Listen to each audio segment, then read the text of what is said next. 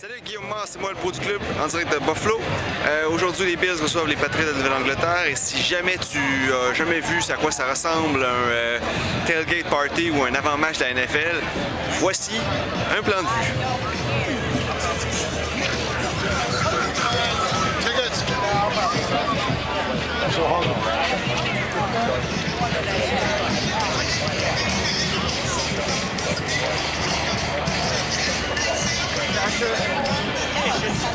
Ça va être le fun. Hein?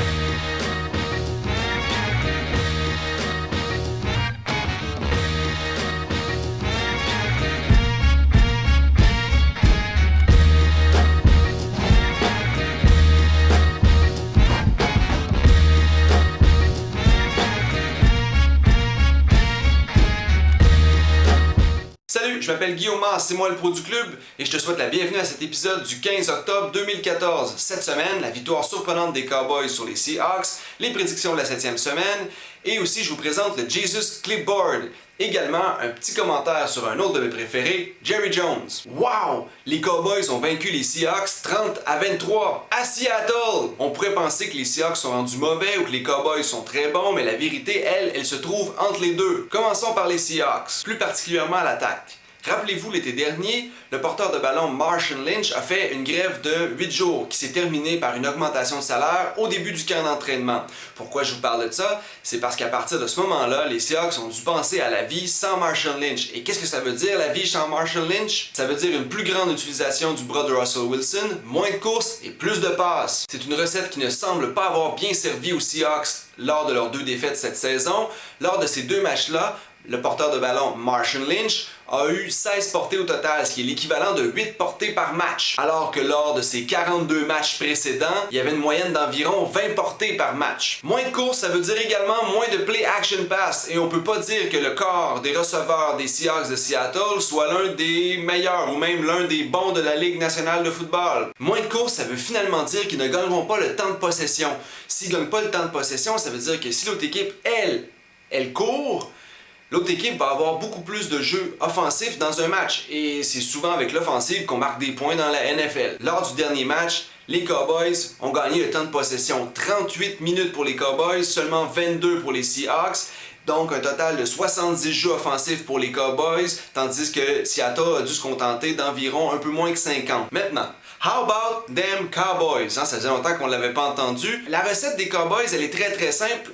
Et c'est la recette des Seahawks aussi. Un bon porteur de ballon derrière une bonne ligne offensive. Ça permet à Romo de ne pas porter l'équipe sur ses épaules et ça le rend meilleur. Je ne crois toujours pas en Tony Romo, on s'entend. Et de le rendre un peu plus efficace. Donc la course et encore la course. Saviez-vous que DeMarco Murray, le porteur de ballon des Cowboys de Dallas, a un total de 798 verges de gain depuis le début de la saison. De ces 798 verges-là, il y en a 594 qui sont lors du premier essai. Le plus proche porteur de ballon dans la NFL en a 542 pour son nombre total de verges. C'est Le'Veon Bell avec Pittsburgh qui en a 542.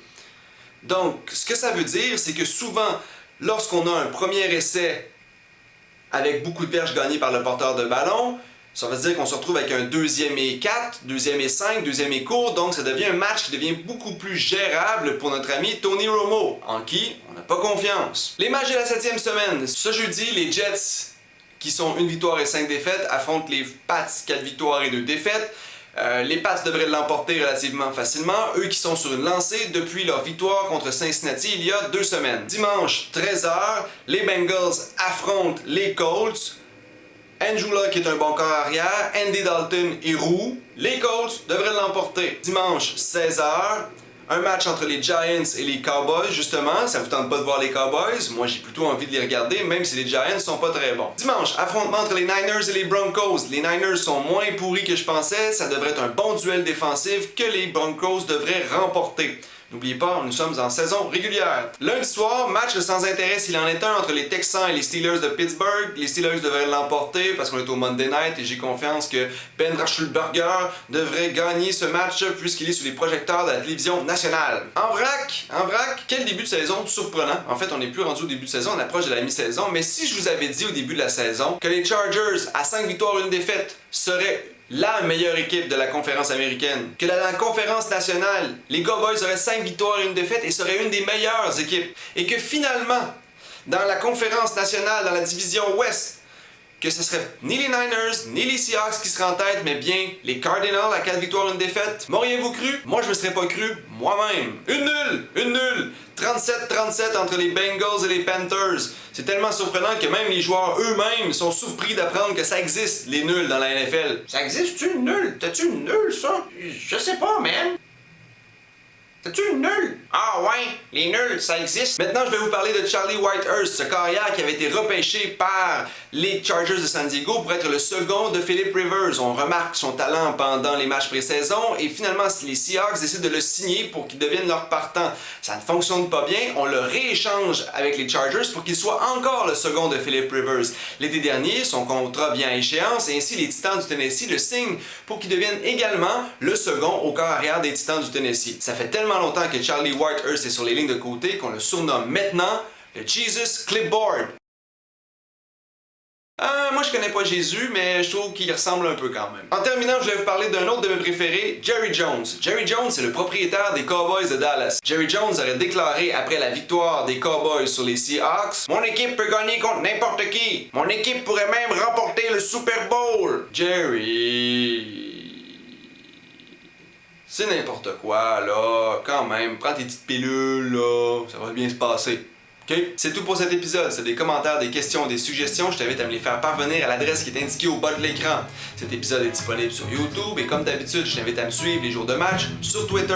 Ce fut un réel plaisir de parler de football en ta compagnie. C'est moi, Guillaume Masse, le pot du club. À la prochaine!